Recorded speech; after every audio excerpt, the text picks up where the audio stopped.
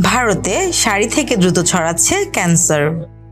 Sari cancer শুধুমাত্র ভারতেই দেখা যায়, কারণ ভারতীয় নারীরা সবচেয়ে বেশি শাড়ি পরেন। শুধু শাড়ি নয়, আরও অনেক ধরনের জামা কাপড় আছে যা ভুলভাবে পরলে ক্যান্সার হতে পারে। ডাক্তারি ভাষায় একে বলে স্কোয়ামাস সেল কার্সিনোমা। দিল্লির PSRI হাসপাতালের ক্যান্সার সার্জন ডাক্তার বিবেক গুপ্তা বলেছেন, গবেষণায় বিষয়টি উঠে এসেছে যে দীর্ঘ সময় ধরে পেটিকোটের দড়ি বাঁধা থাকে বলে ওই অংশে কালশিটে পড়ে যায় কারো কারো। দীর্ঘদিন ধরে এমনটা হতে থাকলে ঘা পর্যন্ত হতে পারে, আর সেখান থেকেই এই ক্যান্সারের সূত্রপাত হয়। গবেষণা প্রতিবেদনে বলা হয়েছে, ভারতীয় নারীদের মধ্যে পাওয়া মোট ক্যান্সারের মধ্যে 1% ক্ষেত্রে শারীর ক্যান্সার। মুম্বাইয়ের RN কোপার হাসপাতালেও এ নিয়ে গবেষণা হয়েছে।